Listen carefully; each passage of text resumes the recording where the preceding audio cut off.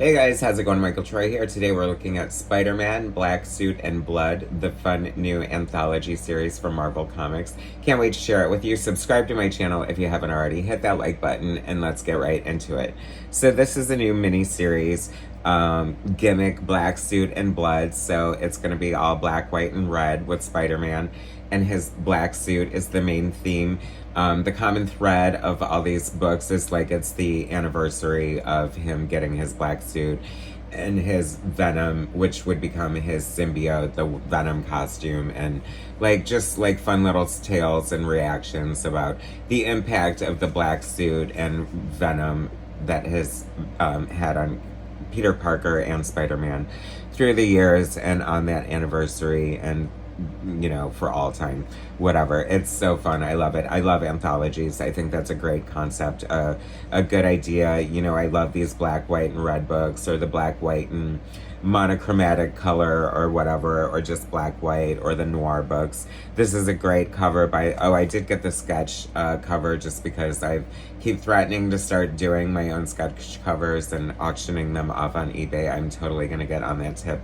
I need to get some sort of like silver metallic paint or something, like Sharpies. Do they still make those highlighters? Highlighters, that's what they called them. Anyway, I love those. Of course, they probably still make them, and like they always seem so toxic. I mean, like, what a good idea! Like, basically giving a can of spray paint and a pen to a kid. Anyway, Lionel Francis Yu, one of the like longest standing like modern comic book artists. I feel like he hit the scene like in the early aughts, the late 90s. I remember that great like new X-Men annual he illustrated from Grant Morrison. I feel like that was one of my first encounters with Lionel Francis Yu. I don't remember, but anyway, he always does really cool covers, and it's fun to see him here. So we have Losing Face by J.M. DeMeatties, writer Elena Casagrande, artist and colorist. There's 3 stories in here. The second one is, or no, there's 4. Inside the House is the second story by Alyssa Wong, writer, and Fran Galan, artist and color artist.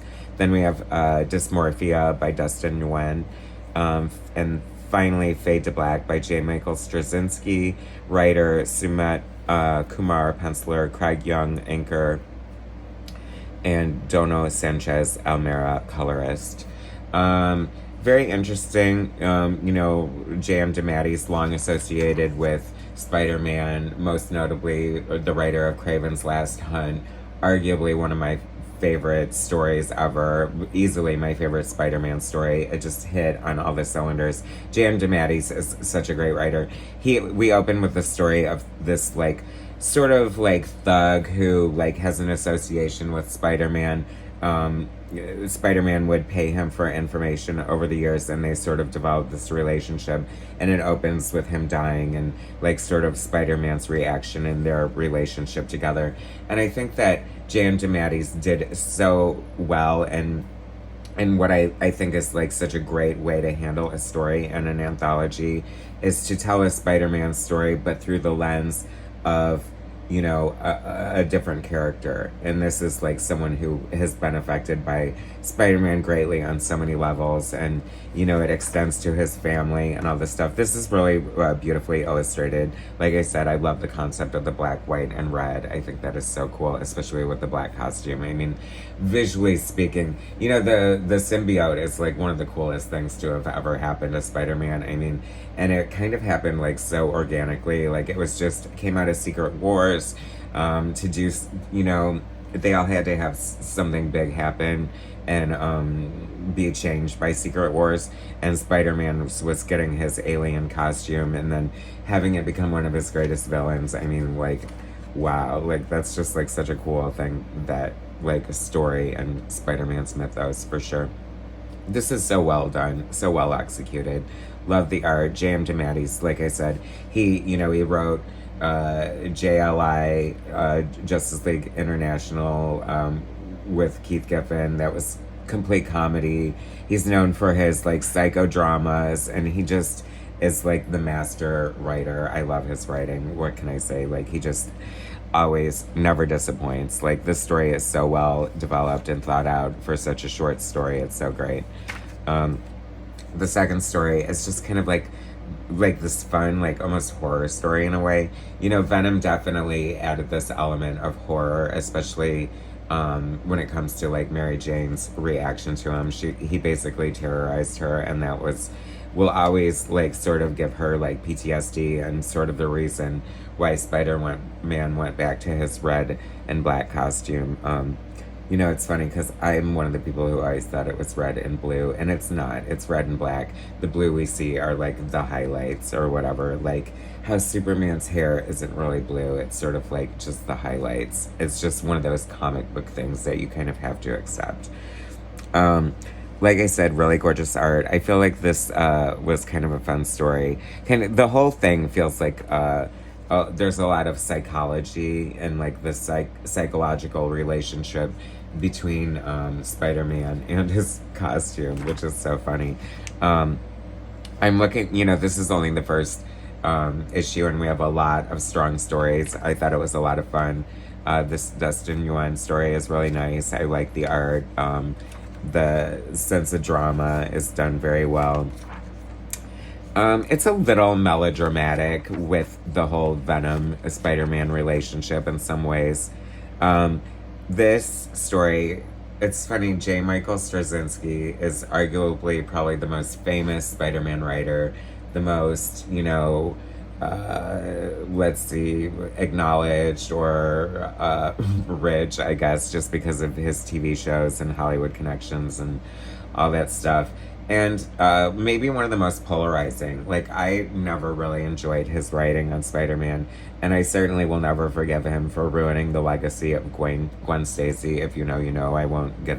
I mean, basically, he retroactively made Gwen have kids with Norman Osborn. It was, like, terrible, awful, just, like, a horrible thing.